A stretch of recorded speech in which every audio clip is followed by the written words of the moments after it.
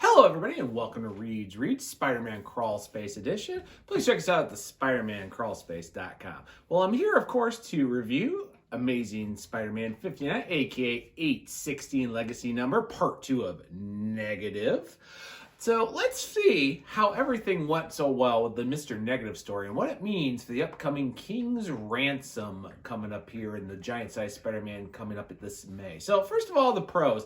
I like the fact that it really kind of just gets right. And those who are not familiar with Mr. Negative's history really kind of get a nice little piece on through here with Aunt May learning the whole story about Martin Lee, that he really isn't Martin Lee, that he actually was a smuggler who killed the original Martin Lee. And of course, after he became Mr. Negative, Martin Lee not only became his alternative, but actually the part that felt guilty over the death of who Martin Lee was.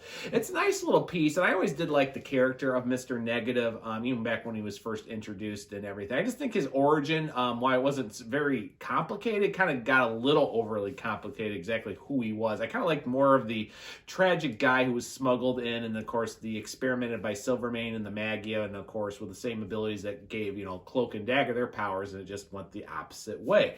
But however, it kind of is in a negative instead of a negative, pardon the pun, of the flashback before we really get into what's going on with the story. But I do like, with the pros, things. Nick Spencer really reads about exactly the aftermath of everything that happened with Last Rites, everything with the Sin Eater, about how not only do the inner demons want Mr. Negative, but the fact that it's kind of a small deal for what the Kingpin really wants using him, now that, of course, everything with Kindred has been kind of currently put in a box, if you pardon another pun.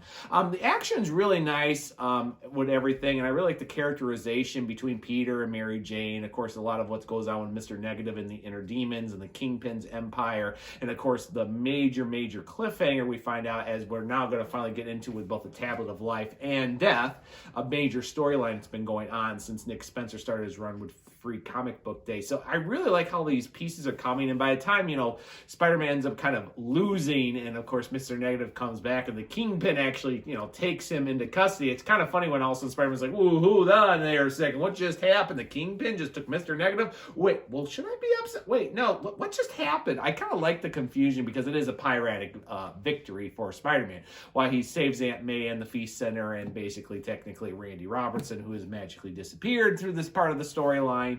It's a piratic villain, but it kind of leads to the cons, too. I mean, this is just more aftermath with a storyline that Nick Spencer has been putting together, and this is just another stepping block leading to that big storyline over the next couple months with the new spider suit and everything that's going on right now. And I also have a little problems, too, with the cons, also with the fact that everything with Kindred, while we finally get the reaction between, Liz Allen and Harry's current situation, how upset she is, I think we got more out of that last issue. The whole little part between Normie Osborn and Norman Osborn, his grandfather, about the whole little story about, how, people lied to him, but at the same time, how Norman, who is trying to be the good guy, is just not really working. I think my air quotes are starting to run out. But the fact that it doesn't really kind of come as an emotional moment, but it actually comes out to the fact that kind of like, well, really, how did that work? And all of a sudden, Norman's going to say, well, I'll try to be a better grandfather to you. You ever wanted to go to Coney Island there, Normie? It was your father's favorite place.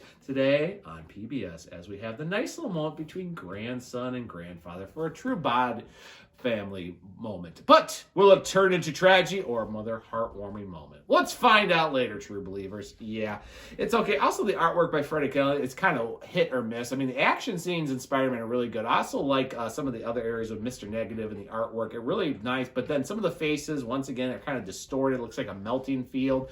And on the final page, when we get the, of course, various members of the Magia and the Underworld supervillains, we're also kind of brought to a couple of confusions because the owl's there.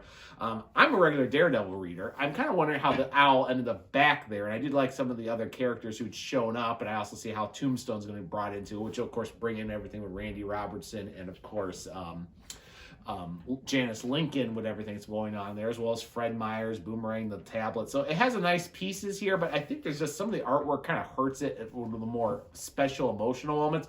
Also, the moments between Peter and Mary and Aunt May, I should say, it just keeps going to the fact that really Aunt May should know Peter is Spider-Man again. It just seems to do it, and Aunt May is kind of leading on it. She knows there's more going on in Peter's life. It is, but seriously, it's like, come on.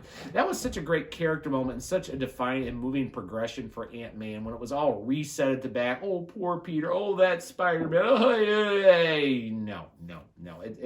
It needs to go back to actually Aunt May knowing that Peter is Spider-Man, because it's not only freeing for Peter, but it's also much more evaluation for their relationship over there. I mean, because let's face it, that is his mother, technically. So, you know, it seems to be, it's been missing a huge part in everything else. But I am kind of happy the story is progressing a little more for these next couple issues as we get ready for the big King's Ransom storyline, which will conclude in the giant-sized Spider-Man this coming May with all these storylines. Because honestly, this needs to come to an end too. As much as we love Fred and Gog, I know, don't hate me. Whoa, watch out for the tomatoes there, folks. So sorry about that.